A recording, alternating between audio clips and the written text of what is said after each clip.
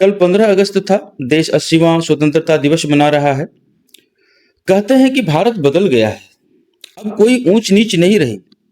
अब छुआछूत सिर्फ इतिहास की किताबों में मिलती है। और सबसे ज्यादा यही लोग कहते हैं आरक्षण हटा दो, अब इसकी कोई जरूरत नहीं है। लेकिन अगर सचमुच छुआछूत खत्म हो गई तो फिर एक मंच को गंगा जल से शुद्धिकरण क्यों हुआ?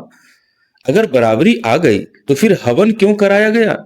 अगर मन साफ हो गया तो फिर किसी इंसान के मंच पर खड़े होने के बाद उसे शुद्ध करने की जरूरत क्यों महसूस हुई? दोस्तों, आज की वीडियो किसी पार्टी की जीत या हार की नहीं है। यह वीडियो उस सोच की है जो शायद आज भी हमारे समाज के लिए एक हिस्से में जिंदा है। और अगर यह सोच सचमुच जिंदा है तो फिर संविधान का अनुच्छेद 17 केवल किताबों में रह गया है। आज मैं आपको दिखाऊंगा राज्यसभा में मल्लिकार्जुन खड़गे ने क्या कहा, राहुल गांधी ने क्या लिखा, जेपी नड्डा ने क्या जवाब दिया। और उसके बाद मैं आपसे सिर्फ एक सवाल पूछूंगा, अगर सम्मान आज भी बराबर नहीं है तो क्या बराबरी आने का दावा किया जा सकता है? सर, मैं इसको पॉलिटिकल मुद्दा कभी बनाना नहीं चाहता और मैं कभी इस सदन में सालों से यहाँ हूँ और निचले, लेकिन मैं एक शेड्यूल कास्ट हूँ, मैं एक दलित हूँ, मेरे को मदद करो, मेरी रक्षा करो बोल के कभी किसी के सामने गिड़गिड़ाया नहीं। मैं लड़ने की शक्ति है, मैं लड़ता हूँ, लेकिन तुम मुझे अनटचेबिलिटी का ये करके शुद्धिकरण करके अपमान करते हो।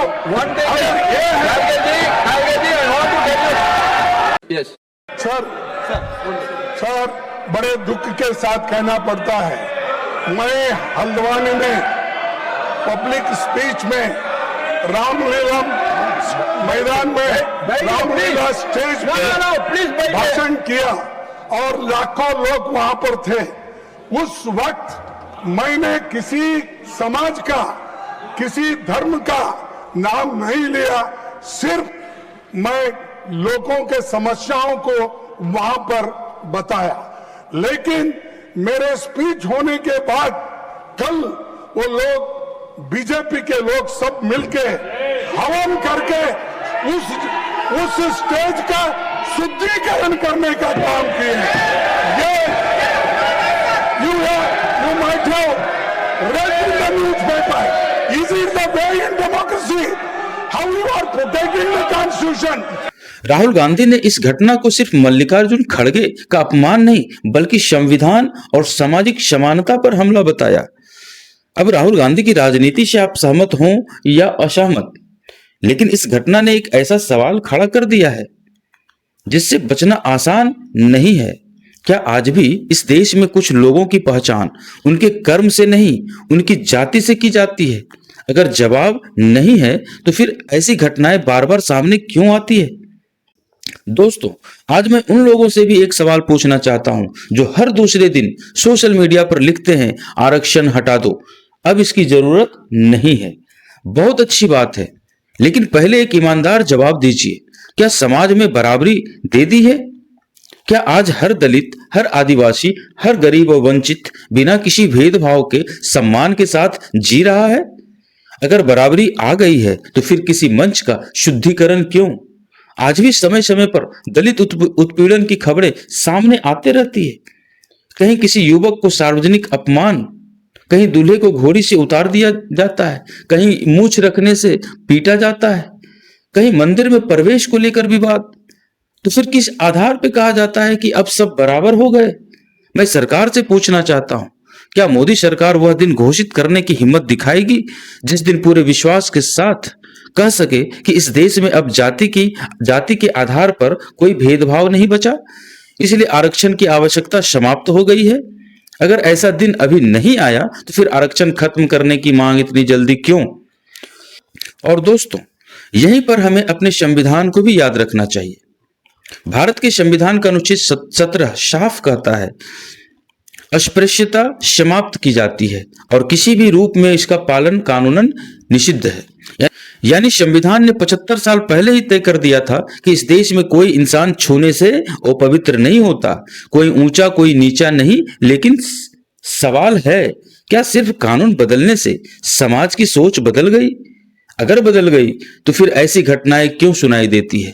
और अगर नहीं बदली तो फिर आरक्षण खत्म करने की बहस से पहले समाज के मन में बैठी ऊंच नीच की सोच खत्म करने की बहस क्यों नहीं होती? अब मल्लिकार्जुन खड़गे को ही देखिए, उन्हें नौकरी के लिए आरक्षण नहीं चाहिए। वे 9 बार विधायक रहे, 2 बार लोकसभा सांसद रहे और आज राज्यसभा के सदस्य हैं। देश की सबसे बड़ी विपक्षी पार्टी के राष्ट्रीय अध्यक्ष हैं। उन्हें नौकरी करने की जरूरत नहीं चाहिए, उन्हें सम्मान चाहिए। अगर इतने बड़े संवैधानिक पद पर बैठे व्यक्ति के साथ भी उसकी जाति को लेकर ऐसा व्यवहार होने का आरोप सामने आता है तो जरा सोचिए उस गरीब दलित परिवार के साथ क्या होता होगा, जिसकी आवाज न संसद तक पहुंचती न टीवी स्टूडियो तक।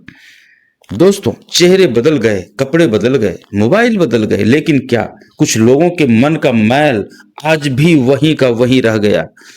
यही सवाल आज पूरे देश से पूछा जाना चाहिए।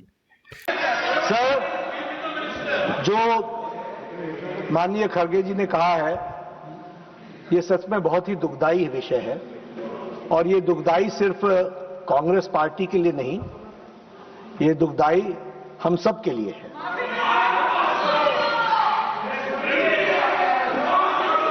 बीजेपी, क्योंकि खड़गे साहब ने कहा कि बीजेपी के लोग थे, मैं स्पष्ट करना चाहता हूं, यहां राष्ट्रीय अध्यक्ष जी भी बैठे हैं और मैं भी पूर्व राष्ट्रीय अध्यक्ष रहा हूं। BJP does not subscribe to such activities, never.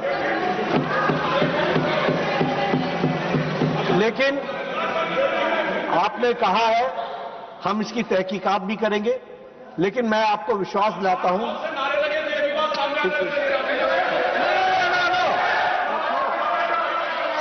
Second, you take your seat. Tarun Suk, when the leader of the house is on his legs, why you are shouting? लेकिन जो भी बात हुई है उसकी तहकीकात जरूर होगी, लेकिन मैं स्पष्ट करना चाहता हूं, इस तरह की एक्टिविटी को भारतीय जनता पार्टी कभी भी सब्सक्राइब नहीं करती है।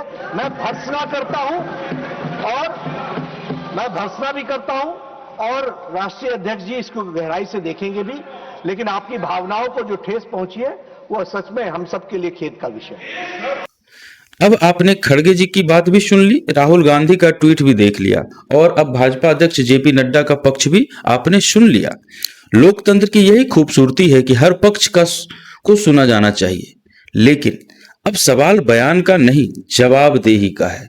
अगर भाजपा का आधिकारिक रुख है कि वह छुआछूत और जातीय भेदभाव जैसी मानसिकता का समर्थन नहीं करती, तो फिर देश यह भी देखना चाहेगा कि जिन लोगों पर यह आरोप लगा उनके खिलाफ क्या कार्रवाई हुई, क्योंकि गलती करने वाले से बड़ी गलती पर चुप रहना होता है। दोस्तों, भारत दुनिया का सबसे बड़ा लोकतंत्र है, लेकिन लोकतंत्र सिर्फ चुनाव से नहीं चलता, लोकतंत्र चलता है सम्मान से। सोचिए, अगर कोई व्यक्ति देश का राष्ट्रीय नेता बन सकता है, राज्यसभा में विपक्ष का नेता बन सकता है, देश की सबसे बड़ी पुरानी पार्टी का अध्यक्ष बन सकता है, फिर भी उसके बारे में ऐसी घटना सामने आती है, तो उस गरीब दलित मजदूर की स्थिति क्या होगी जो रोज अपने अधिकारों के लिए संघर्ष करता है। मैं फिर कहता हूं, मल्लिकार्जुन खड़गे को नौकरी नहीं चाहिए, उन्हें आरक्षण नहीं चाहिए, उन्हें भी वही चाहिए जो इस देश के हर नागरिक को चाहिए, सम्मान।